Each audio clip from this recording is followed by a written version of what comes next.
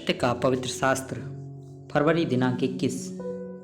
यहोवा मेरा भाग और मेरे कटोरे का हिस्सा है।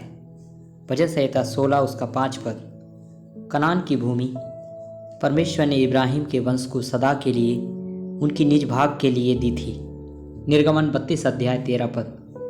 अपने दास इब्राहिम, इसहाक और याकूब को स्मरण कर, जिनसे तूने अपनी ही क्रिया खाकर यह कहा था कि मैं तुम्हारे वंश को आकाश के तारों के तुल्य बहुत करूँगा, और यह सारा देश जिसकी मैंने चर्चा की है तुम्हारे वंश को दूंगा कि वह उसके अधिकारी सदैव बने रहें। आज तक इज़राइल के लोग इब्राहिम के वंश कनान की इस प्रतिज्ञा के देश को पाने के लिए अन्य जातियों के साथ संघर्ष और युद्ध लड़ रहे हैं। कई जातियों ने इज़राइलियों को लूटा और उनकी प्रतिज्ञा के देश की अधिकांश भूमि पर कब्जा कर लिया।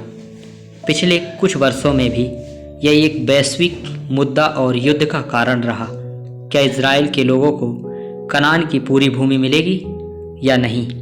यह आज भी वर्तमान विश्व राजनीति में एक गर्म विवाद का विषय है। परमेश्वर के वचन पवित्र बाइबल के अनुसार कनान की प्रतिज्ञा के देश का आध्यात्मिक प्रकाशन उसकी कलीसिया ही है। आत्मिक मंदिर और परमेश्वर के घर में जो परमेश्वर के संतों की संगति का दिव्य आनंद है, यही वास्तव में हमारी मीरास है। इफिसियों की पत्री 2 अध्याय 21 और 22 पद, जिसमें सारी रचना एक साथ मिलकर प्रभु में एक पवित्र मंदिर बनती जाती है, जिसमें तुम भी आत्मा के द्वारा परमेश्वर का निवास स्थान होने के लिए एक साथ बनाए जाते हो। हमें प्रतिज्ञा के देश के रूप में यह आत्मिक भाग दी गई है। कुलुस्सियों की पत्री 1 अध्याय 12 पद। और पिता का धन्यवाद करते रहो, जिसने हमें इस योग्य बनाया कि ज्योति में पवित्र लोगों के साथ मीरास में सहभागी हों।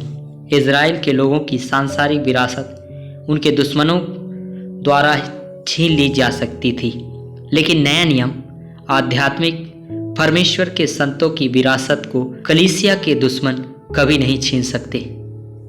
प्रियो, जब हमें इस संसार में परीक्षाओं और क्लेशों और उग्र विरोध का सामना करना पड़ता है, लेकिन फिर भी साहस रखें, क्योंकि हमारी आत्मिक मीरास जो पूरी तरह से अविनाशी है और मसीह में संरक्षित है, स्वर्ग में हमारे लिए स्थायी रूप से आरक्षित है।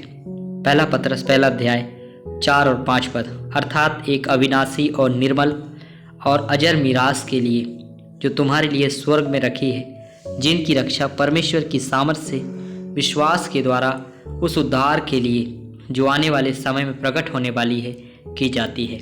महिमा का परमेश्वर चाहता है कि हम उसकी महिमामय मीरास के हर एक अंश का आनंद सदा सर्वदा उठाते रहें।